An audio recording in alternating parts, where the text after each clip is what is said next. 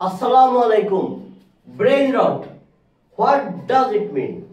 Brain rot named Oxford Word of the Year 2024. Brain rot ওয়ার্ডটা দ্বারা কি বোঝায়? তার আগে একটা কথা বলি, প্রতি বছর অক্সফোর্ড ইংলিশ ডিকশনারি এর প্রকাশক সংস্থা অক্সফোর্ড ইউনিভার্সিটি প্রেস 6টা ওয়ার্ডের একটা সংক্ষিপ্ত তালিকা প্রকাশ করে, যার মধ্যে ভোটের মাধ্যমে যে ওয়ার্ডটা সবচেয়ে বেশি ভোট পায় সেটাকে ওয়ার্ড অফ দ্য ইয়ার ঘোষণা করা হয়। তো 2024-এর ওয়ার্ড অফ দ্য ইয়ার হচ্ছে ব্রেন রট। এই ওয়ার্ডটা 37,000 ভোট পেয়েছে। তো ব্রেন রট জিনিসটা কি?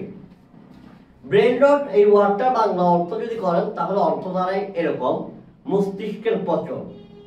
সামাজিক যোগাযোগ মাধ্যমে নিম্নমানের কন্টেন্ট দেখার কারণে, রিলস কিংবা ভিডিও কিংবা মিমস ইত্যাদি দেখার কারণে, অর্থাৎ সামাজিক যোগাযোগ মাধ্যমে নিম্নমানের কন্টেন্ট দেখার কারণে মানসিক এবং বুদ্ধিবৃত্তিক যে অবনতিটা হয় সেটাকেই বলা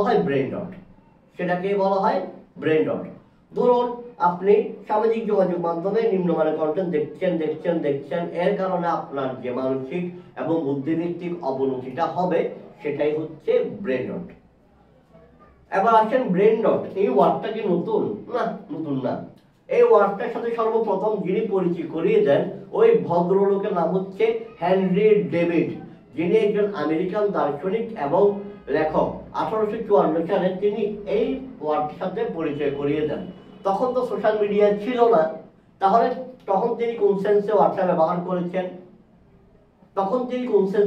করেছেন? এটা সম্পর্কে আমি দুটো তথ্য পেয়েছি। একটা তথ্য অনুযায়ী হেনরি ডেভিডের মতে, মানুষ যদি তার কৌতূহল এবং আগ্রহকে দমিয়ে রাখে, জানার চেষ্টা না করে, না জানে, মানুষ যদি তার মস্তিষ্ককে ব্যবহার না করে, তাহলে তার কি হয়?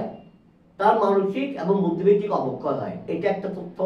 আর একটা তথ্য পেয়েছি, সেটা হচ্ছে জটিল সমস্যাগুলো সমাধানের প্রতি মানুষের আগ্রহ নেই বললেই চলে। হেনরি ডেভিডের মতে জটিল সমস্যাগুলো সমাধানের প্রতি মানুষের আগ্রহ নেই, মানুষের অনাগ্রহ বেশি। এই যে মানুষের অনাগ্রহ থাকা, জটিল জিনিসের সমস্যার সমাধানের প্রতি এই অনাগ্রহ থাকার কারণে মানুষের মানসিক এবং বুদ্ধিবৃত্তিক অবনতি হয়। এটাকে তিনি বলেছেন ব্রেন রট। অর্থাৎ তখনও মানসিক এবং বুদ্ধিবৃত্তিক অবনতি এই কথাটা ছিল, এখনো মানসিক এবং বুদ্ধিবৃত্তিক এই কথাটাই আছে। কিন্তু জাস্ট কথাটা হচ্ছে তখন যে সেন্সে ব্যবহার হতো সেটা হচ্ছে জটিল সমস্যার সমাধানের ক্ষেত্রে অনাগ্রহ থাকা, মানুষের মস্তিষ্ককে ব্যবহার না করা, কিংবা কোনো কিছু জানার আগ্রহের ক্ষেত্রে, কৌতূহলের ক্ষেত্রে মানুষের জানার আগ্রহ অথবা কৌতূহলকে দমিয়ে রেখে মানুষের মস্তিষ্ককে ব্যবহার না করা, এই সেন্সে। এবং এর ফলে মস্তিষ্কের যে অবনতি ও বুদ্ধিবৃত্তিক যে অবনতি হয় সেটা। আর বর্তমানে হচ্ছে সামাজিক যোগাযোগ মাধ্যমে নিম্নমানের কন্টেন্ট দেখার কারণে যে মানসিক এবং বুদ্ধিবৃত্তিক অবক্ষয় হয় সেটা। ধন্যবাদ। আসসালামু আলাইকুম।